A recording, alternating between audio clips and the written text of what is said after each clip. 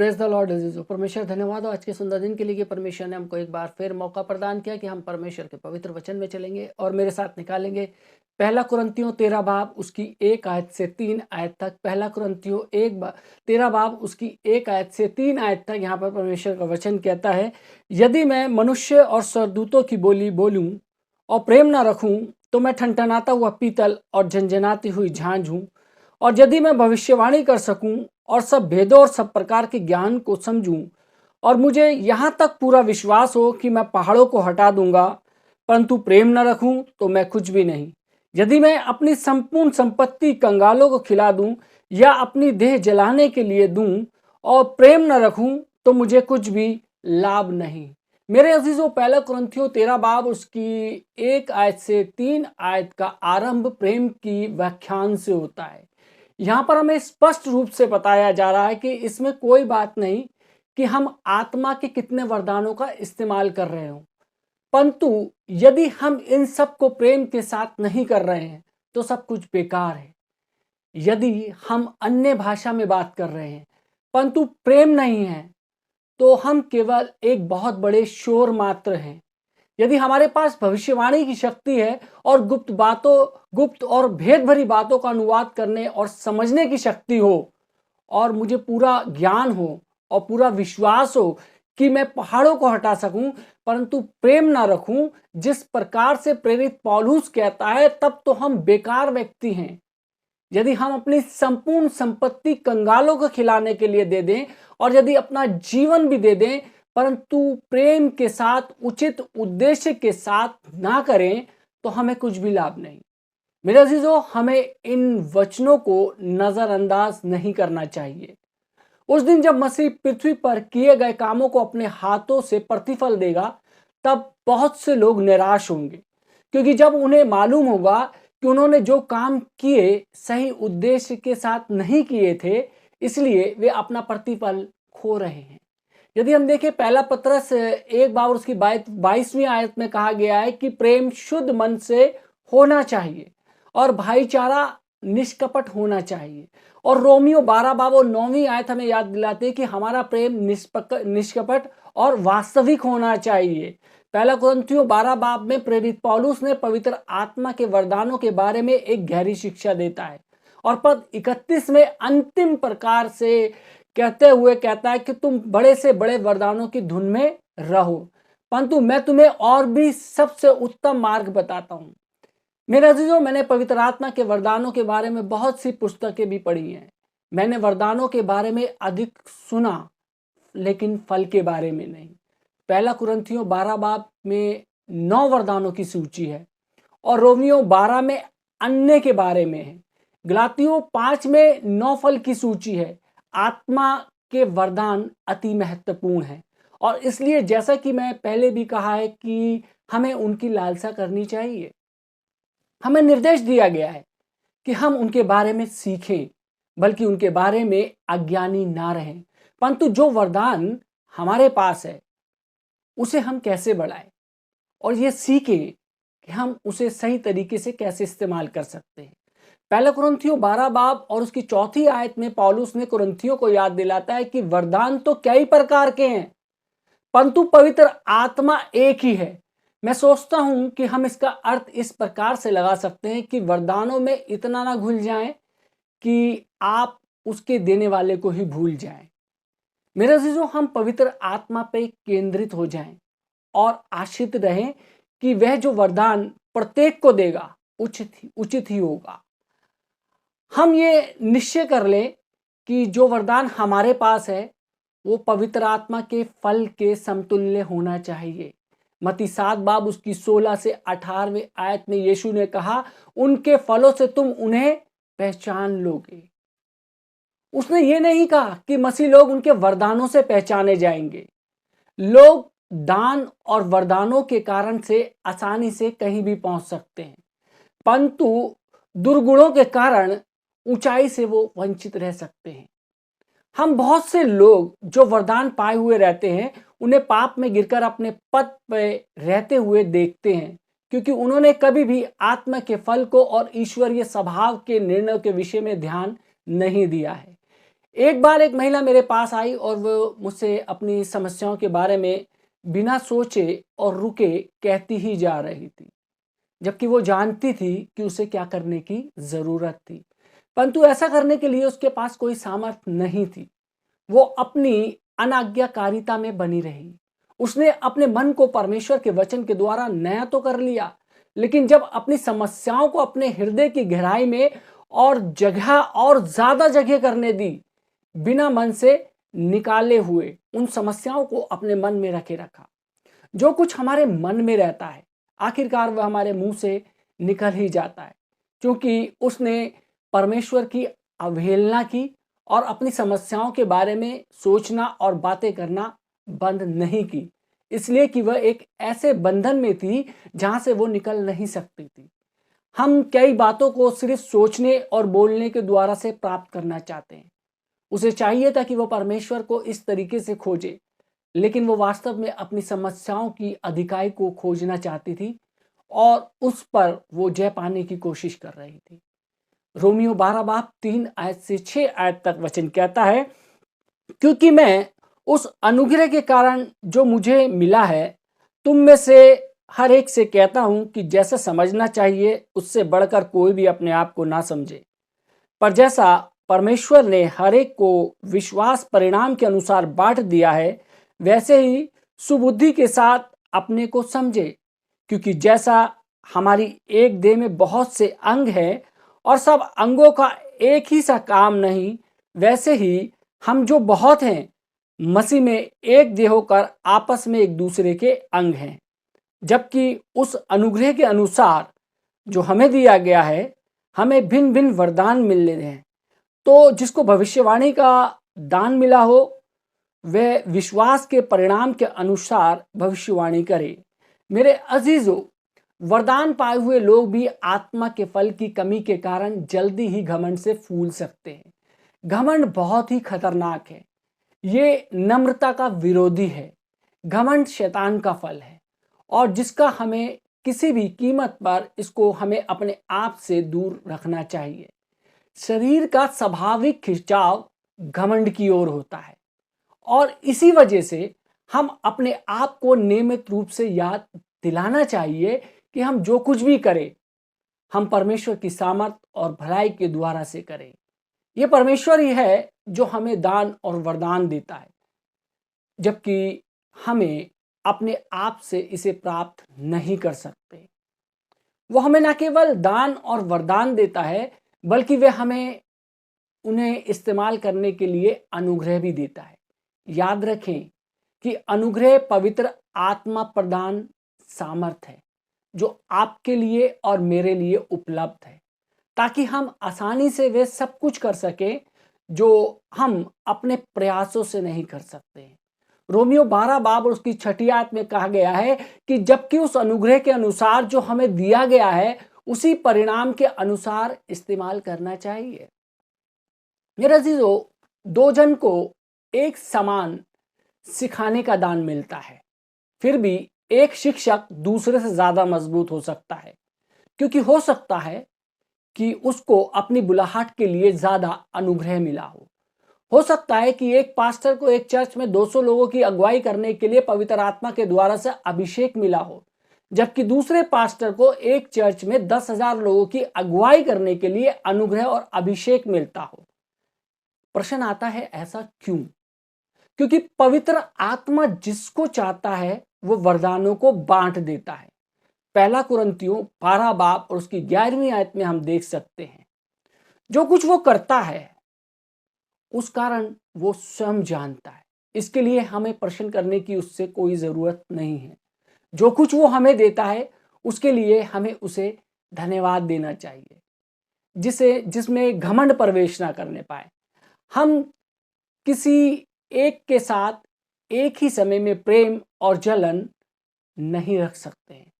यदि आप सचमुच में आनंदित रहना चाहते हैं तो जिस बुलाहट के लिए आप बुलाए गए हैं उसमें आप लगे रहिए। मेरे अजीजों, आप दूसरों से ना जलें, आप अपनी तुलना उनके साथ ना करें, घमंड का परित्याग करें। जब हम नकारात्मक भावना को जैसे घमंड को अपने जीवन में राज्य करने देते हैं, तब पवित्र आत्मा शोकित होता है। और इन सब बातों को केवल एक ही जवाब है कि हमें प्रेम से चलना चाहिए। सचमुच में मैं बहुत वर्षों तक आत्मा के द्वारा से शिक्षा के दान पर मैं जोर डालता रहा। जब पवित्र आत्मा ने मेरे हृदय में इस बात को सामने रखा, तब मैं और अधिक अपने स्वभाव में लाभ उठाता गया। वो गंभीरता से मुझे आत्मा के फल और प्रेम में चलने के बारे में सिखाता गया। जब मैं इन दोनों महत्वपूर्ण मुद्दों के बारे में, जो मसीह चाल चलन के विषय में है, जितना अधिक अध्ययन करता चला गया, तब उतना ही अधिक मैंने ये एहसास किया कि बाइबल आत्मा के वरदानों से कहीं अधिक बढ़कर इन बातों के बारे में बहुत अधिक कहती है। मेरे अजीजों, ये केवल तभी प्रारंभ हुआ जब मैं प्रेम में चलने के ऊपर केंद्रित होने लगा। तब मैं पवित्र आत्मा में सदा परिपूर्ण रहना महसूस करने लगा। मेरे अजीजों, जब हम उचित बातों के बारे में उत्तेजित हो जाते हैं, तब पवित्र आत्मा भी उत्तेजित हो जाता है। हम उसकी उत्तेजना को महसूस करते हैं और ये हमें एक प्रकार से ऊर्जावान बनाता है। और किसी भी प्रकार से ये नहीं हो सकता। आत्मा के वरदान जो है वो महत्वपूर्ण है, सिर्फ आत्मा के वरदानों से ही हो सकता है, परंतु वे प्रेम के फल से ज्यादा महत्वपूर्ण नहीं है। सचमुच में एक व्यक्ति के पास वरदान हो सकते हैं, परंतु प्रेम रहित होने से वो वास्तव में समस्या का कारण बन सकता है। इन सब बातों को कहते हुए मैं किसी भी प्रकार से पवित्र आत्मा के वरदान के रहस्य को हल्का या महत्वहीन नहीं कर रहा हूं। मैं इन बातों को इसलिए कह रहा हूं ताकि आप प्रोत्साहित होकर इन बातों के लिए खुलें। परंतु यह भी महत्वपूर्ण है कि मैं इस सच्चाई को इस तरीके से आपके साथ बांट रहा हूं जिससे आप एक तरफ झुके हुए ना रहें, बल्कि जिस बात की आप खोज कर रहे हैं और जिसको परमेश्वर चाहता है वो आपको मिल जाए। मैं विश्वास करता हूं कि अन्य भाषा में बातें करना बहुत ही महत्वपूर्ण है, परंतु उससे महत्वपूर्ण है प्रेम। मैं विश्वास करता हूं कि बुद्धि और ज्ञान की बातें निश्चित तौर से महत्वपूर्ण हैं, क्योंकि हम ये जानते हैं। इसलिए अगर ये घमंड से फूलने का कारण बने तो ये महत्वहीन है। प्रेम नम्र और दीन होता है, घमंडी और अभिमानी नहीं होता है। मेरे अजीजों, मैं विश्वास करता हूं कि विश्वास का वरदान, चंगाई का वरदान और सामर्थ के काम करने का वरदान, ये सभी महत्वपूर्ण हैं। परंतु पहला कुरिन्थियों 13 बाब हमें स्पष्ट रूप से कहता है कि यदि ये सभी बातें हमारे पास हों परंतु प्रेम ना हो, तब तो ये सभी बातें हमारे लिए बेकार हैं। और फिर स्वर्ग की दृष्टि में भी हम सिर्फ एक बड़े शोर के समान हो सकते हैं। अन्य भाषा का अनुवाद, भविष्यवाणी और आत्माओं की परख उत्तम वरदान है, परंतु प्रेम के जैसे महत्वपूर्ण नहीं। हमें प्रेम को सबसे पहले क्रम में रखना चाहिए, फिर बाद में दूसरी बातों को रखना चाहिए। पौलुस ने रोमियो से कहा कि स्वतंत्र किए गए हैं, परंतु यदि वे अपनी स्वतंत्रता के द्वारा से दूसरों को ठोकर का कारण बनेंगे तो वह प्रेम में नहीं चलते रह सकेंगे। आखिरकार सब बातें प्रेम पर ही टिकी हुई हैं। यही हमारा निशाना होना चाहिए और हर चाल चलन का निर्णायक कारण प्रेम ही होना चाहिए। मेरे अजीजों, अक्सर हम एक वचन का सही अनुवाद, उसके आगे और पीछे का हिस्सा अध्ययन करने के द्वारा से एक ही प्रश्न में कर सकते हैं। यदि हम देखें इफिसियों 4 बाब उसकी 30वीं आयत में लिखा है कि परमेश्वर के पवित्र आत्मा को शोकित मत करो, जिससे तुम पर छुटकारे के दिन के लिए छाप दी गई है। मेरे अजीजों, वचन में आगे और पीछे पढ़ने से यह स्पष्ट हो जाता है कि लोगों के आपस में एक दूसरे के साथ बुरा बर्ताव करने के कारण से पवित्र आत्मा शोकित होता है। इसलिए इफिसियों 4 बाब और उसकी 29वीं आयत के अनुसार हमें प्रोत्साहन मिलता है ताकि हमारे मुंह से निकलने वाली बात को हम तय कर लेना चाहिए, जिससे उन्नति के लिए उत्तम हो और सुनने वालों के लिए अनुग्रह का कारण हो। इफिसियों 4 बाब और उसकी 31वीं आयत हमें बताती है कि सब प्रकार की कड़वाहट, प्रकोप, क्रोध, कलह और निंदा और सब बैर भाव समेत तुमसे दूर की जाए। उसी अध्याय का पद 32 कहता है कि हमें एक दूसरे पर करुणामयी होना चाहिए, और जैसा परमेश्वर ने मसीह में हमारे अपराध क्षमा किए, वैसे ही हमें भी एक दूसरे के अपराधों को क्षमा करें। मेरे अजीजों, पवित्र आत्मा और प्रेम में चलना आपस का एक जोड़ है, एक गठजोड़ है।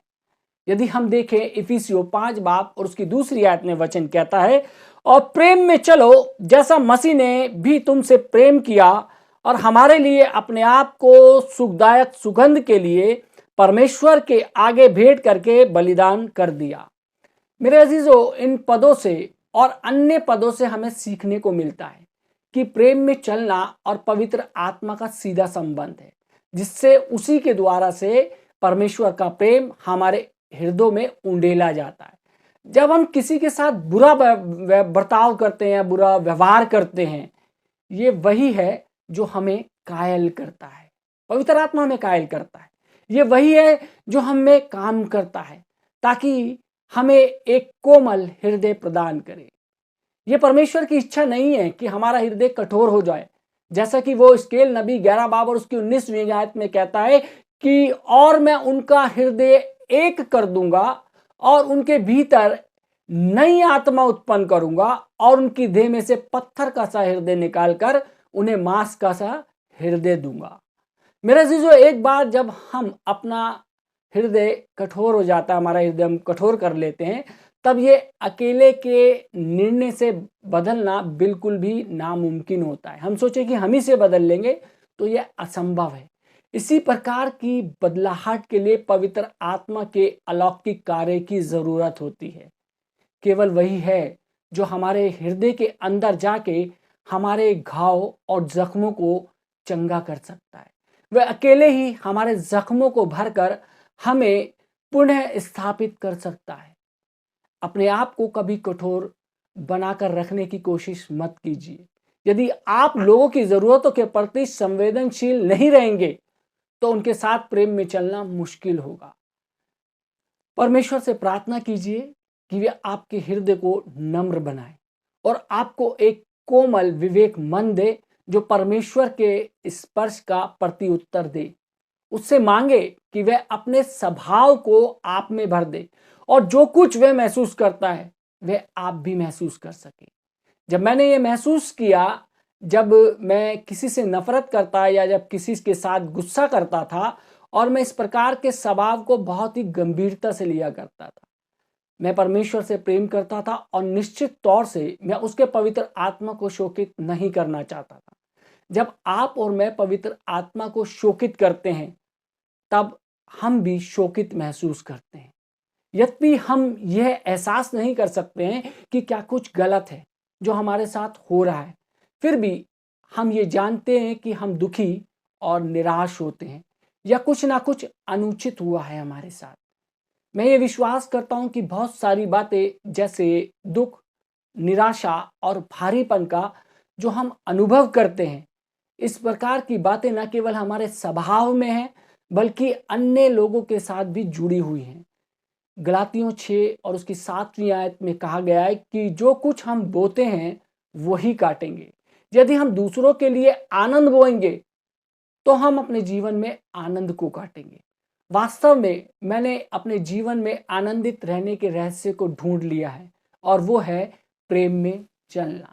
जी हाँ मेरे अजीजों, यदि आपने अपने जीवन के अंदर आनंदित रहना है, तो आपको प्रेम की खोज करनी पड़ेगी, प्रेम का पीछा करना पड़ेगा।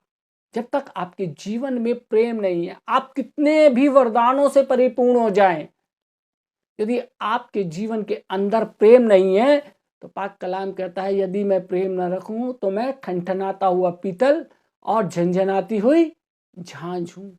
वो मात्र एक शोर ही रह जाएगा।